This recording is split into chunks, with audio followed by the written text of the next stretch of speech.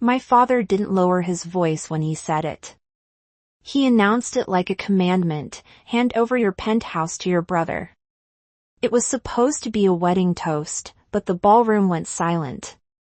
Then his hand met my face so hard the string quartet missed a note. 200 guests watched as champagne froze midair and my cheek burned red. My mother, Anya Vance's, whisper cut sharper than the slap: "You've humiliated us."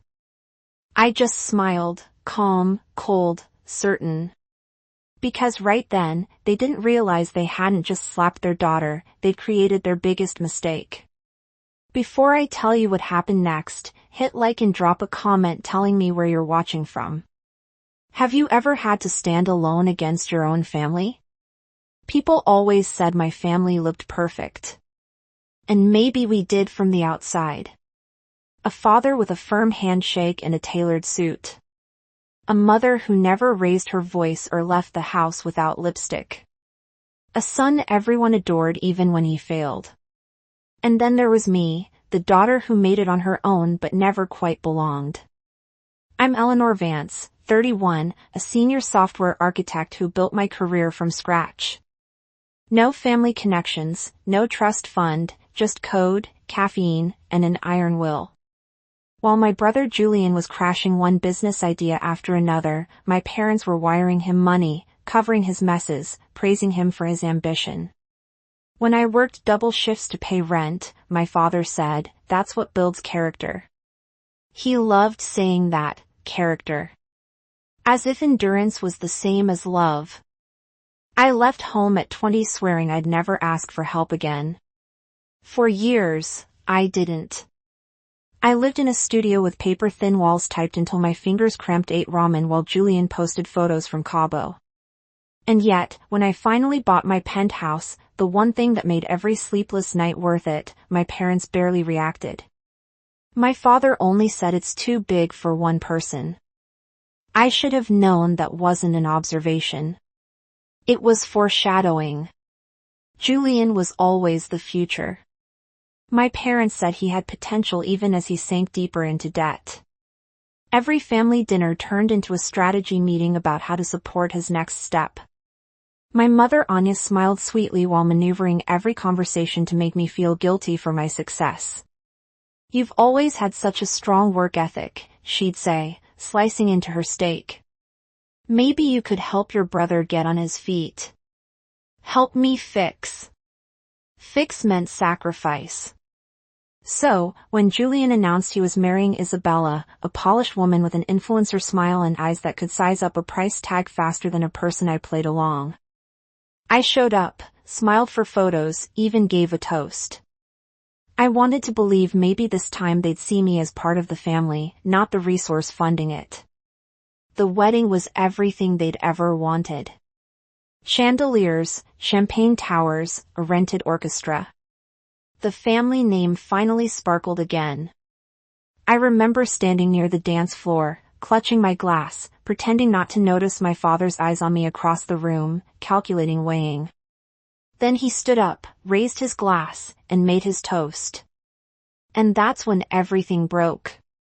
The morning after the wedding, my cheeks still throbbed. A faint outline of my father's hand lingered like a brand I couldn't wash off. The city outside moved on as if nothing had happened. Traffic, humming, rain, tapping the glass. But something inside me had shifted. My phone wouldn't stop buzzing. Cousins, aunts, numbers I hadn't seen in years. Each message carried the same tone, disappointment disguised as concern. "You shouldn't have provoked him. He's your father, Eleanor. Be the bigger person." Not one of them mentioned the slap. Not one asked if I was okay. Then Julian texted, "You really ruined everything.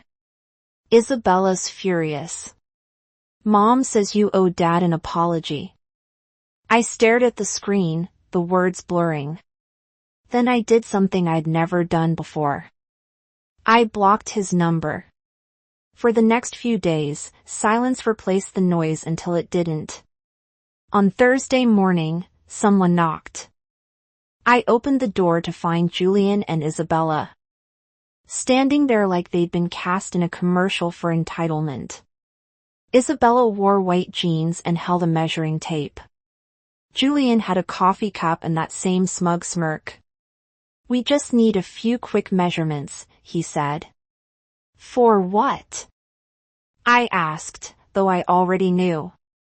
"Our furniture," Isabella replied, stepping forward. "We're moving in after the honeymoon. Mom said you'd agreed." I laughed once. Short, sharp, hollow. "Get out." "Don't make this harder than it has to be," Julian said. "You're single. You don't need all this space." The audacity burned hotter than the slap ever did. "You need to leave now." I closed the door before they could speak again. The lock clicked, final and satisfying. By evening, my phone buzzed with a notification. New group chat, Eleanor's Penthouse transfer. 12 members. The first message was a photo of paint swatches. The second, from my mother, Julian and Isabella moving date confirmed, 2 weeks. For a long time, I just stared at it. Then I typed, "This isn't happening." Seconds later, my father called. His voice roared through the speaker. "You ungrateful brat. After everything we've done for you, like what?" I said quietly. "What exactly have you done for me?" He didn't answer. He just hung up. That night, I sat in the dark with a glass of water, not wine, watching the city lights blink like signals from another life. I thought about every time I'd given in, every guilt trip I'd swallowed, every time I'd mistaken manipulation for love. I realized something brutal and freeing. They didn't want a daughter. They wanted ownership. The next Sunday, I showed up for dinner out of habit. Or maybe curiosity. The house smelled the same as it always did. Garlic, lemon, polish, control. My mother greeted me like nothing had happened. My father didn't. He waited until halfway through the meal to slam his hand on the table. "Enough!" he barked. "Julian gets your keys next weekend or you're out of this family." My mother's fork clinked softly against her plate. "It's what's best for everyone." Julian smirked, eyes glinting. I folded my napkin, placed it down, and stood. "Then consider this dinner my last." No one stopped me. No one even called after me. Outside, the night air felt sharp and alive. I drove home without music, without tears. The silence wasn't heavy anymore. It was clean. They thought they'd broken me. They didn't realize they'd just freed me. I didn't sleep that night. The slap, the dinner, the silence, it all looped like static. But somewhere between midnight and dawn, anger cooled into focus. If they wanted to take what I'd built, I'd show them what that really meant. At 7 a.m., I called Sophie, my best friend and attorney. "It's time," I said. "Time for what?" "For me to stop playing the quiet daughter." By noon, we were sitting in her office, coffee untouched between us.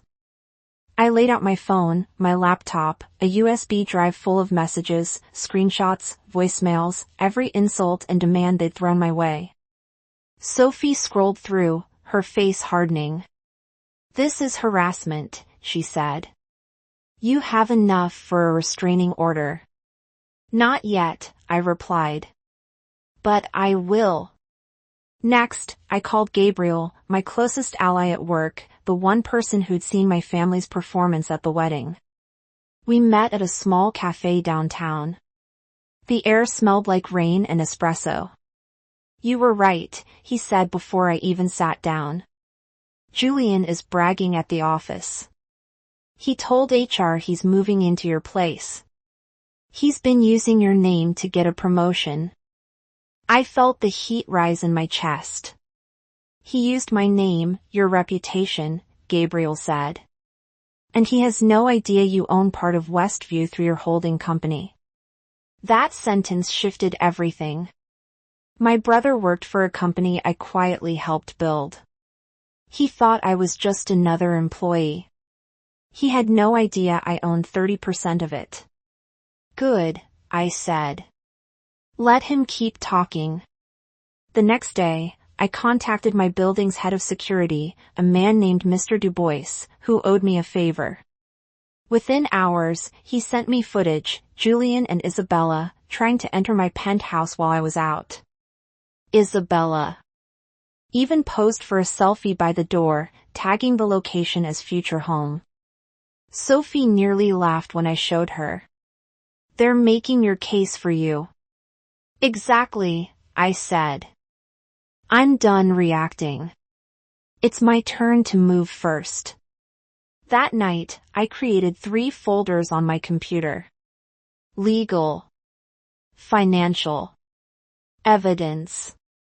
Each one filled quickly, recordings, letters, screenshots, bank transfers. Every lie they told became a receipt. Every guilt trip became a weapon. By Friday, Sophie had drafted cease and desist papers and a preliminary restraining order. Gabriel pulled financial records showing I'd covered loans my father never repaid. Every document drew a clearer picture.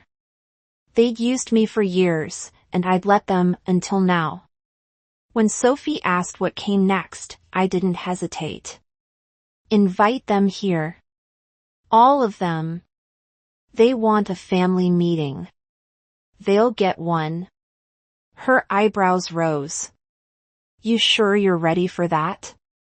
I've been ready my whole life. Outside, thunder rolled across the skyline. I looked out at the city from my glass walls, buildings glowing against the storm, the world I'd built without their help, and felt something settle inside me, calm, absolute. They thought I'd break, I said quietly. But I was just getting started. Friday came with rain, the kind that blurred the skyline and made the whole city hum. I wore a white blouse, black slacks, hair pulled low, calm, controlled, unshakable. At exactly 7 p.m., the doorbell rang. Through the glass, I saw umbrellas, formal coats, and familiar faces already set in scorn. My father stood front and center with a manila envelope. My mother Anya clutched paint swatches like this was still about decor. Julian, smug as ever, held his phone, probably recording his victory. I opened the door and stepped aside. Come in. They filed through the hall, shaking off rain, murmuring about the view. My father looked around, nodding. You've done well for yourself, he said. Now it's time to do right by your family. Funny, I said. I thought right and wrong were the same for everyone. I gestured toward the dining area. 4 people waited behind me. Sophie, Gabriel, my financial advisor, and Mr. Dubois, head of security. They looked sharp, quiet, professional. The atmosphere changed. My father's smile vanished. What is this? A family meeting, I said. You wanted one. My mother's voice turned sugar sweet. Eleanor, we didn't mean for things to get ugly. Just sign the transfer papers so we can move forward. Of course, I replied, handing her a blue folder. Start by reading this. They opened it. Pages of ownership documents, deeds, corporate filings. My father frowned. What is this nonsense? Proof, I said evenly, that this isn't just my penthouse. I own the building and 30% of Westview, the company that employs your son. Julian froze, his expression flickering from arrogance to panic. You're lying. Gabriel stepped forward. Not lying, confirmed through SEC filings and HR records. She's your boss's boss. the color drained from my brother's face. My father's fists tightened. You think this scares me? Sophie pressed play on her phone. The room filled with my father's recorded voice, his shouting, his threats, my mother's cold commands, every syllable sharp and undeniable. This recording, Sophie said, is already filed with the court along with a restraining order. My mother's lips trembled. You wouldn't do that to your own family. You did it to yourselves, I answered. For a moment, the only sound was the rain. I watched them, all three of them, realize the power balance had shifted forever. Julian lunged forward, face twisted. You think you're better than us? Mr. Du Bois stepped in front of me, calm but firm. Sir, I'd suggest you leave. I didn't flinch. I looked at my father. You called me ungrateful, but I paid your mortgage, your debts, and your son's tuition. You drained me dry and still called it love. He swallowed hard. We're family. No, I said quietly. We're a pattern I just broke. I opened the door. You'll all leave now. If you contact me again, everything in those folders becomes public. Julian, your company will know the full story. Mom, your friends will know what you did. Dad, your reputation will vanish faster. Then you can rebuild it. My mother's mascara streaked.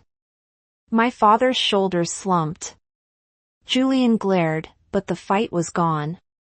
One by one, they walked out into the rain. Isabella lingered at the doorway, eyes soft. I didn't know, she whispered. I'm sorry. I nodded once. Then start being different. When the elevator doors closed, I stood still, breathing in the sound of thunder rolling over glass. Sophie touched my arm. You okay? I'm finally fine, I said. We watched the rain streak down the windows, washing away the last traces of them. The storm outside was loud, but inside it was silent, clean, earned, mine. They thought they could control me. They didn't realize they just taught me how to win. The next morning, the city gleamed like it had been scrubbed clean overnight. I woke up to sunlight instead of tension. Quiet instead of chaos. My phone lay face down on the counter. No calls, no guilt, no manipulation, waiting behind a glowing screen. Sophie called around noon. Restraining orders approved, she said. They can't come near you or contact you again. I let out a breath I hadn't realized I'd been holding. Then I guess it's finally over. It's over, she confirmed. News traveled fast. By midweek, Julian had been terminated. HR discovered he'd falsified records, used my name, and shared confidential information. Gabriel texted, he's out for good. My parents stayed silent, but their absence felt lighter than any apology ever could. I spent that evening boxing up the last remnants of them, old photos, inherited trinkets.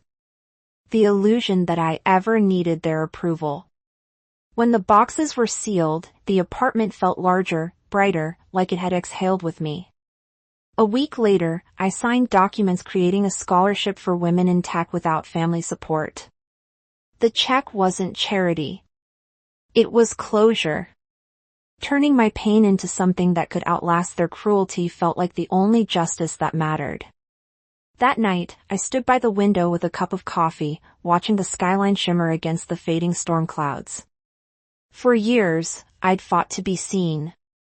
Now I realized I didn't need their eyes on me at all. The city looked alive, new, untouched. And so was I. I used to believe family meant loyalty, no matter the cost. But real loyalty doesn't demand your silence or your soul. It respects your boundaries. I didn't lose a family that night. I lost a prison built out of guilt.